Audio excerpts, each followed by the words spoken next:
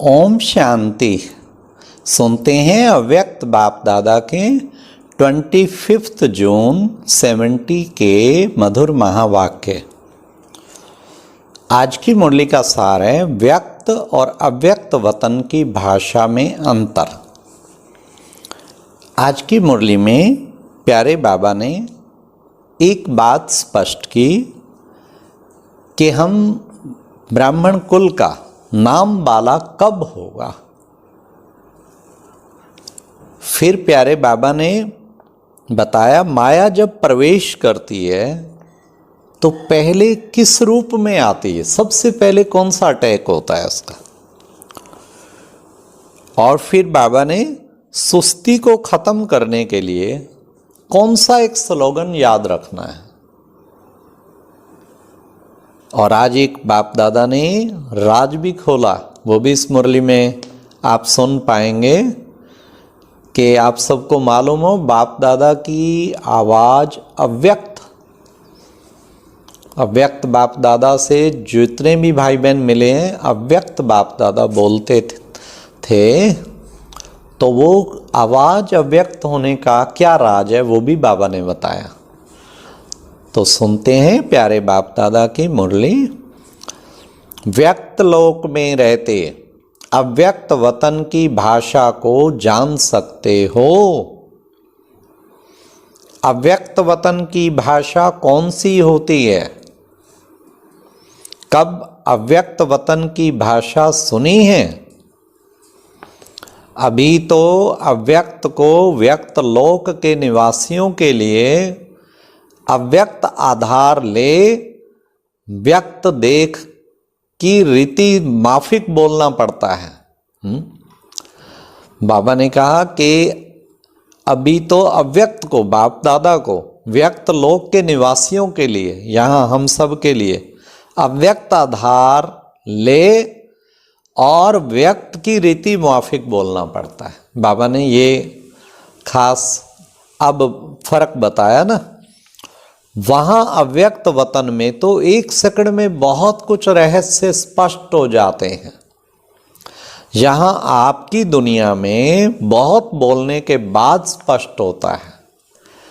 यह है फर्क व्यक्त भाषा और अव्यक्त बाप दादा के इशारों से यह समझ सकते हो कि आज बाप दादा क्या देख रहे हैं। हाँ, बाबा ने कहा यह है फर्क। जो अव्यक्त भाषा में बहुत बोलने पे कुछ समझ आएगा और उसमें अव्यक्त इशारा ही बहुत कुछ समझा देगा।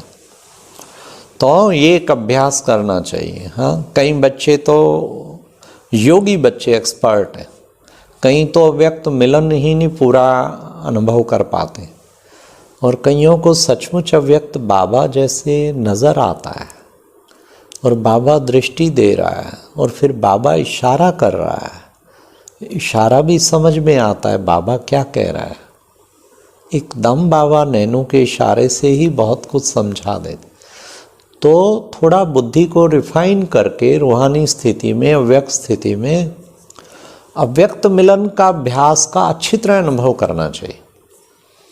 और बाप दादा के अव्यक्त इशारे, बाप दादा के अव्यक्त क्या उससे रूरवान, उसका ऐसा अनुभव जैसे साक्षात आप मिल के आए। वो किसी साक्षात्कार से कम नहीं होता, जैसे कि सन्मुख मिल के आए। उसमें कोई शक भी नहीं होता, पूरा निश्चय होता है कि बिल्कुल बाबा के पास गए, मिल के आए। ऐसा योग बल पैदा करना है। तो बाबा ने कहा कि इसके लिए हाँ कैच कैसे करें। बाबा ने कहा वैसे आप लोग अव्यक्त स्थिति के आधार से सन्मुख की बातों को कैच नहीं कर सकते हो क्या? तो उसके लिए बाबा 3 बातें देख रहे हैं। वह कौन सी? बाप दादा आज यही देख रहे हैं हर एक कहाँ तक चेकर बना है और चेकर के साथ मेकर कहाँ तक बने हैं। जितना जो चेकर होगा उतना मेकर बन सकता है। कितनी बाबा ने गहरी बात बताई। नई दुनिया का मेकर कौन बनेगा? जो पहले चेकर बनेगा। चेकर मीन अपना चार्ट पूरा रखना, संकल्प, समय, हर चीज का। तो चार्ट अपना जरूर रखना चाहिए, उसे ही चेकर कहते हैं। जो चेकर बनना सीख गया, अपना भी चेकर और फिर बाकी भी सारा ठीक चेकिंग करके सेवा में मुझे क्या करना है तो ठीक डिसीजन लेगा। लेकिन खुद की नहीं चेकिंग कर पाते, चार्ट ही नहीं लिख पाते, अपने एक एक संकल्प का चार्ट सामने होना चाहिए। तो बाबा ने कहा कहाँ तक चेकर बने और फिर कहाँ तक मेकर बने। जितना जो चेकर होगा उतना मेकर बन सकता है। इस रीति से पांडव गवर्नमेंट की अथॉरिटी से चेकर्स बनकर जाओ। सेवा में जाते हैं ना, तो बाबा ने कहा ऐसे जाओ। तो वह देखने से ही अपनी करप्शन, अडल्ट्रेशन से घबराएंगे और फिर सिर झुकाएंगे। अब यह सर्विस रही हुई है, इससे ही नाम वाला होना है कि आप वहां गए सेवार्थ और आपको देख के वो सिर झुका लें और वो घबराएं कि वाह, ये अपने पाप, कईयों के पास जाते हैं ना, खुद कह देते हैं हम तो पापी हैं जी, हम तो ऐसे हैं जी, सिर झुक जाता है। तो बाबा ने कहा इससे ही नाम बाला होना है। एक ने भी सिर झुकाया तो अनेकों के सिर झुक जाएंगे। पांडव गवर्नमेंट की अथॉरिटी बनकर जाना और ललकार करना। खैर ये मुरली तो 70 की है, लेकिन आज ऐसा टाइम आ गया है, उस टाइम तो कोई वीआईपी कांटेक्ट नहीं था और ब्रह्म कुमारीज के लिए तो कुछ समझते ही नहीं थे। एक साधारण सी संस्था, कोई टाइम भी नहीं देता था, ना कोई मकान देता था। आज स्थिति जो बाबा ने कहा वही है। अगर जहाँ भी बहनों को बुलाते हैं विद रिगार्ड बुलाते हैं, और मिनिस्टर्स हों, प्राइम मिनिस्टर हों, प्रेसिडेंट हों, जो भी वीआईपीज हों, कोई भी हों, सब ऐसे मिलते हैं बिल्कुल झुककर और बड़े उससे कि भाई ये सचमुच हमारा उद्धार करने के लिए आई हैं। तो ये आज वो आ चुकी है जो बाबा ने कहा था, वो स्टेज पहुंच चुकी है। तो अपना भी चेकर बनना है और सर्विस में भी जो जितना चेकर और मेकर बनता है वही फिर रूलर भी बनता है। तो कहाँ तक चेकर बने हैं और मेकर्स बने हैं और कहाँ तक रूलर्स बने हैं, ये बातें एक एक की देख रहे हैं। जब अपने को इन 3 रूपों में स्थित करेंगे तो फिर छोटी छोटी बातों में समय नहीं जाएगा। रूलर्स जो होते हैं वे किसके अधीन नहीं होते हैं, अधिकारी होते हैं।